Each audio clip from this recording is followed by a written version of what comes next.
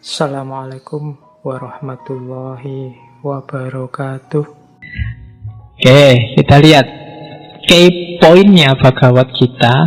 Ini saya ambil, kita siapkan mental dulu, ada beberapa key point. Yang pertama, Bhagavad Gita, ajarannya Krishna adalah dokumen meditatif. Jadi dokumen meditatif itu, ya ini bahasa agak unik, tapi sebenarnya tidak bisa kalau cuma kamu pahami dari bunyi ayatnya. Hanya kamu paham narasinya tidak menjamin kamu paham apa yang dimaksud. Dia butuh perenungan, butuh refleksi, butuh kontemplasi. Ya termasuk hampir semua kitab suci, cara menyikapinya dia tidak bisa kalau semata-mata dari harafiahnya, karena dia dokumen meditatif. Maka kalau kamu ngaji, sebaiknya juga renungkan Quran dan terjemahannya. Ya tidak apa-apa kalau tidak ngerti bahasa Arab, tapi jangan berhenti di terjemahan. Kamu harus mengejar maksud dan relevansinya, dokumen relevansinya ayat dengan hidupmu. Oleh karena itu butuh perenungan, butuh meditasi. Karena disitulah gunanya kitab suci. Kalau kita hari ini kan enggak, kebanyakan yang ngaji itu kan formalitas, malah cepet-cepetan.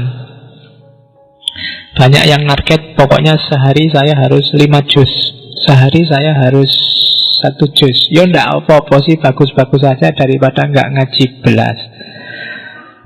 Ada yang enggak ngaji belas, banyak. Ya, cuma ya naik kelas lah dikit. Kalau kemarin ngaji hanya bunyinya, besok sama artinya. Kalau besok sudah ngerti artinya, naik kelas lah dikit sama maknanya. Kalau sudah naik kelas ke maknanya, coba renungkan lagi, kira-kira relevansinya apa dengan hidupmu. Kamu bisa melakukan apa dengan ayat itu. Itu namanya naik kelas. Kalau zaman dulu sampai hari ini kamu masih sibuk dengan harafiahnya, ya berarti kamu tidak naik kelas. Tidak naik kelas itu bukan berarti salah, tapi ya tidak berkembang. Jadi naik kelas lah dalam urusan ngaji, dalam urusan ibadah. Jangan sampai turun kelas loh ya malahan. Kan banyak yang turun kelas. Kemarin saya hanya ngaji aja Pak, sekarang malah ndak belas. Bodoh itu jenenge turun kelas. Yang lain nggak naik kelas, kamu malah turun kelas. Oke, jadi Bhagavad Gita itu dokumen meditatif. Terus dialognya memang dialog tentang pertempuran. Cuma konotasi maknanya bisa ditarik untuk kehidupan sehari-hari, karena kehidupan kita ini kan juga pertempuran. Jihad kecil yang namanya perang fisik dianalogikan sebagai metafor terhadap jihad besar, perang jiwa, peperangan melawan hawa nafsu, melawan hasrat, ambisi, keserakahan, dan lain-lain.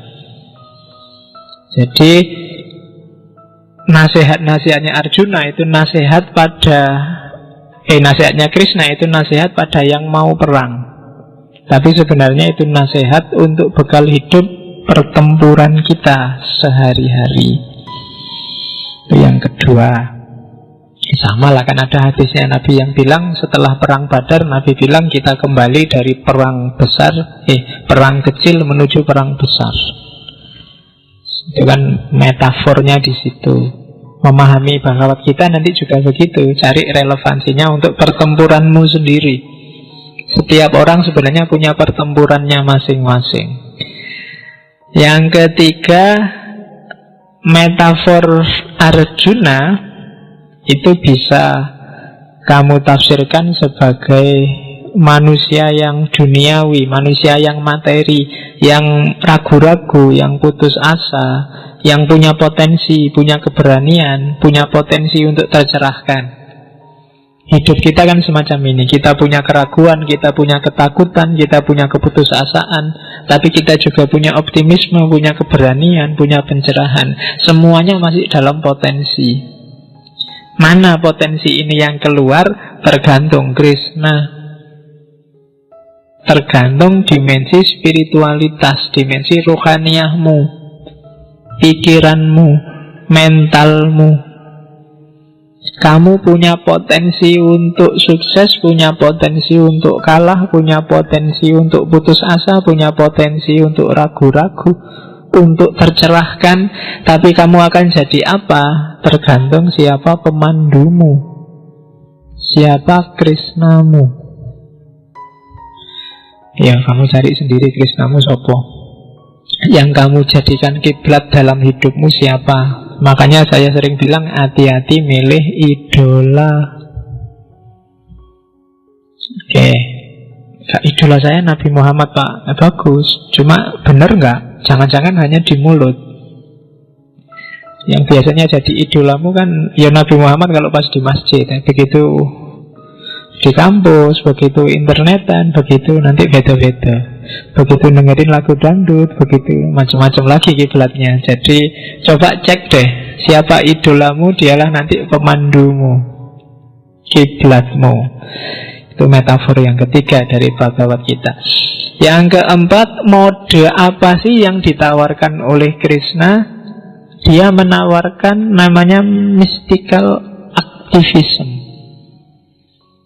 mistik tasawuf, tapi yang aktif, bukan tasawuf yang keluar dari dunia uzlah, menarik diri dari kehidupan ramai. Tidak. Jadi sufi, tapi sufi yang hidup di tengah masyarakat. Kalau bahasa Jawa ada istilah topong rame. Topong rame itu di tengah keramaian kayak gini, tapi jiwamu adalah jiwa yang meditatif, jiwa yang spiritual. Itu tidak gampang. Lebih enak kamu uzlah, jauh dari masyarakat, terus wiritan, terus tafakur, muhasabah. Gampang kalau kayak gitu, siapapun bisa. Tapi di tengah keramaian kayak gini, jiwamu, jiwa yang spiritual, jiwa yang meditatif, tidak terpengaruh. Itu tidak gampang.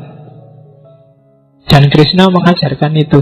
Sambil jadi mahasiswa yang ngejar IP, yang ingin skripsinya cepat jadi, tapi jiwamu jiwa sufi. Itu susah. Oke, nanti kita lihat kayak apa mystical activism itu. Kemudian Bhagavad Gita nanti menunjukkan bahwa filsafat, tasawuf, dan ilmu termasuk praksis sosial itu tidak bisa dipisah-pisah. Manusia butuh mikir, manusia butuh laku, manusia butuh hubungan dengan yang lain, dan tidak bisa dipisah-pisah. Tidak bisa kamu jadi sufi saja dan nggak jadi makhluk sosial. Nggak bisa kamu jadi filosof saja dan nggak main perasaan, nggak main hati. Semuanya saling nyambung. Orang yang hanya akalnya saja yang main, biasanya terus jadi angkuh, arogan, merasa diri paling pintar, paling benar.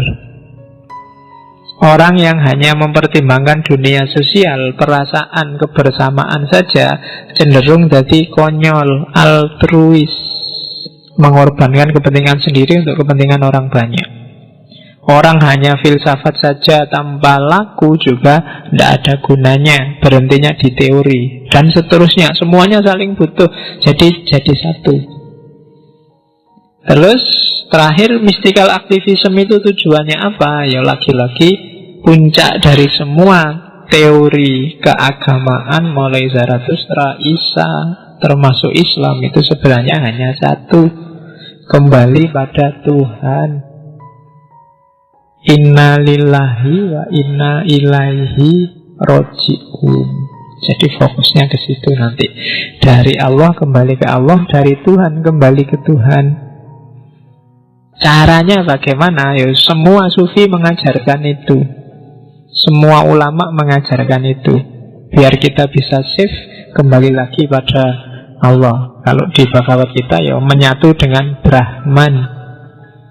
Itulah yang diajarkan oleh Krishna secara umum dalam Bhagavad Gita.